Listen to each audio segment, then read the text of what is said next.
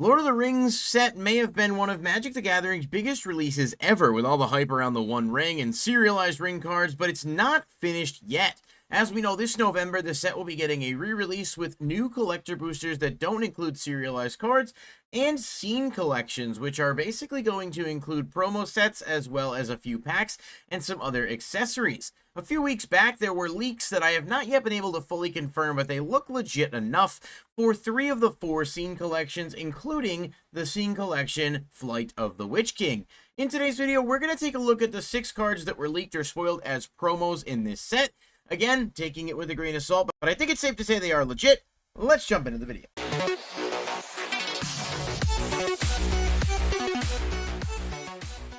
Obviously, just a quick note, these are not official, but I mean, looking at them, looking at the other leaks, and the fact that we get leaks all the time, there's nothing that makes me think these are not going to be revealed eventually as legit.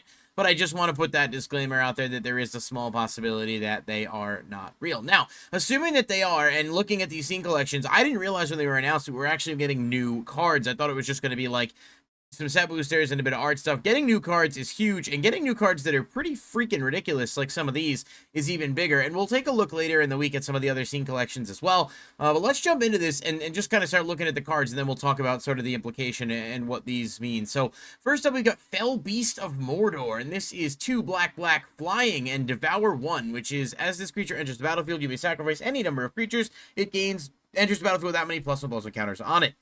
Whenever Fell Beast of Mordor enters the battlefield or attacks, target opponent loses X life, and you gain X life, where X is the number of counters on it. So definitely a little bit better than the Voracious Fell Beast, which was the one that was actually printed in the Lord of the Rings set. It's not bad at all. I mean, I could see scenarios where if you can like token spam and then drop this, you can just sack a bunch of stuff and deal damage right off the bat, and then start attacking, finding other ways to stack counters on this. It's obviously not, the greatest card ever, but it's definitely solid, and it looks like a decent enough.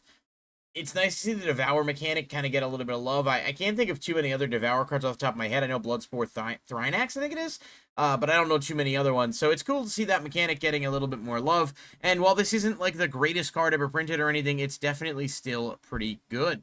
Now, MINAS Morgul Dark Fortress. This is actually interesting because we got a lot of legendary lands in the actual Lord of the Rings set. I think it was one for each color, but this one is for black, and it's actually pretty solid, and it brings back the shadow mechanic. So, MINAS Morgul Dark Fortress enters the battlefield tapped. You can tap it to add black, or you can pay 3 and a black and tap, put a shadow counter on target creature. For as long as that creature has a shadow counter on it, it is a wraith in addition to its other types.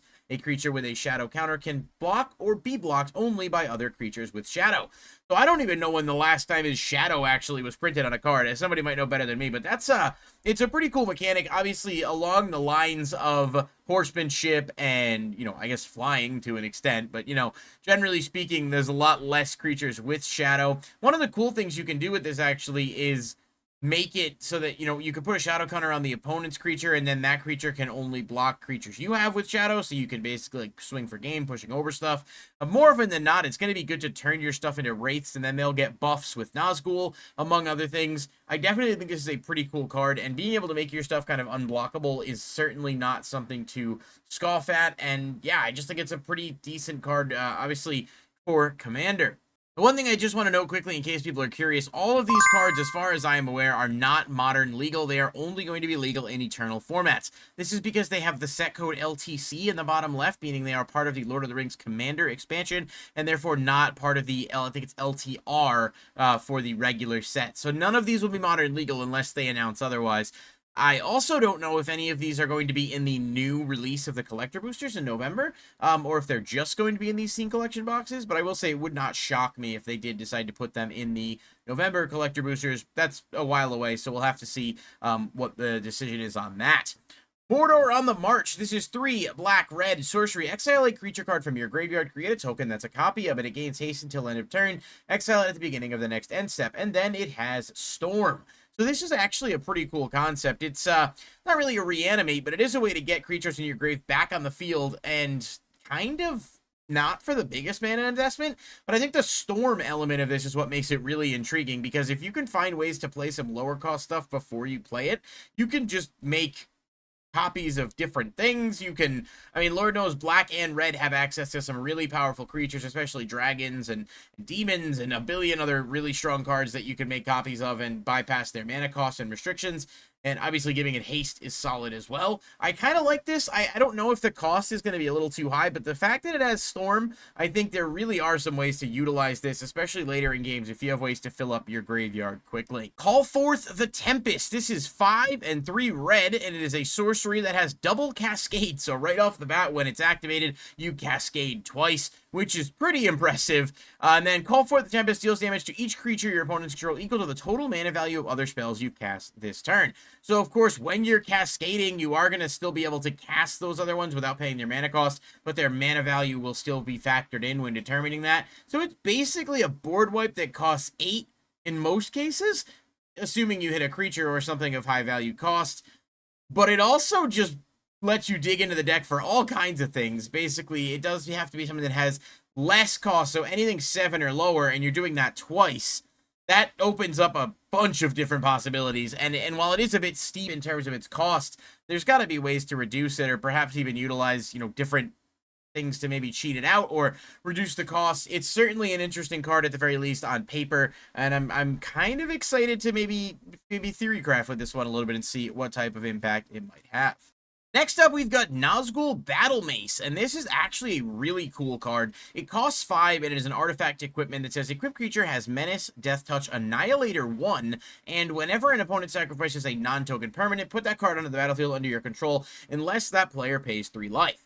So there is a lot going on here, and this is the first card to have Annihilator since, like, the Eldrazi stuff. I think maybe a few of the cards in the Eldrazi precon for Commander Masters also had Annihilator, but generally speaking, I don't know if any of the other cards that are not Eldrazi have had this, and that alone is pretty interesting. But it costs 5. It looks like the equip cost is 3. I'll be honest, it's a little hard to see, and I did everything I could to mark up the quality of these pictures to improve them, but there's only so much you can really do, and we don't have any clear shots, so I don't know exactly whether or not it's going to be, 3, but I'm almost 100% sure it is 3. It looks like 3. I'm going to operate under the assumption that it is. So being able to equip this is basically turning your creature into an It That Betrays that also has a bunch of other abilities. And obviously the opponent can pay life to not give you that permanent, but depending on how many permanents they're sacrificing or starting to get out there, I mean, that could start to stack up pretty quickly. This is a really, really cool card, and I definitely like the idea of putting Annihilator on something like this. It's just one of those things you got to be careful with, because the Annihilator as a whole is a pretty disgusting mechanic, but obviously it's only Annihilator 1, and it does trigger the second part of this effect, so at the very least, you're either going to hit your opponent for 3 life, or you're going to get something that they sacrifice, assuming it's not a token. So it's a pretty good flavor win, but also just a good card in general. Finally, we got Witch King Sky Scourge. The photo quality for this is terrible, and I apologize. Like I said, I did my best to clean it up, but there's only so much you can do when the pictures are the way they are.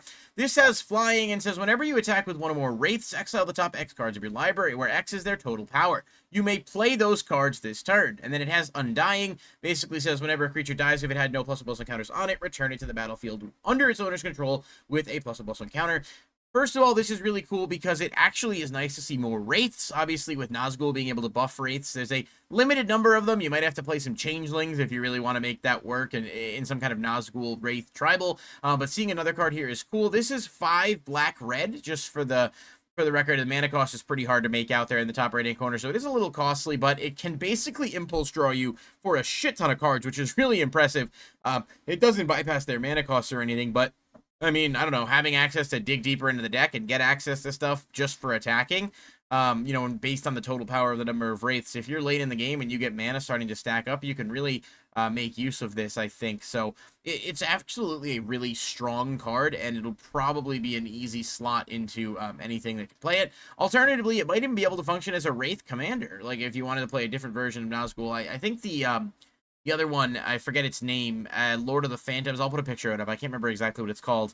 But that card, I believe, is a black-blue. So, obviously, you wouldn't be able to play this in the general deck people have been playing. And then, obviously, I think this... Is it Lord of the NAZGUL?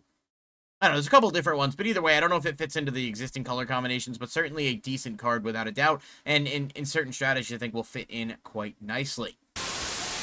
So, that's going to do it for this video. Really, really interesting to see that we're getting new cards in the scene expansions. I don't know that Wizards has done this too frequently, where we're getting, like, promos. I'm used to it in Yu-Gi-Oh, but, like, I don't know how often there's, like, new promos that come out, typically. I could be wrong on this, but I don't know of it being a thing all that often, if at all. So the fact that it's going to be a thing for this set is really interesting. And there's 4 different scene collections, so we're going to be able to see kind of everything that we're working with here. And of course, if the cards in the rest of the scene collections are as powerful as some of these, it's definitely going to be very interesting, and it's a smart way to move more product after the set is being re-released. I'm curious to know what you guys think. Let me know in the comment section down below if you're interested in this product, and if you think, like I said, there's no confirmation yet that these are legit, but I would be very, very surprised if they weren't. I'll catch you guys in the next video.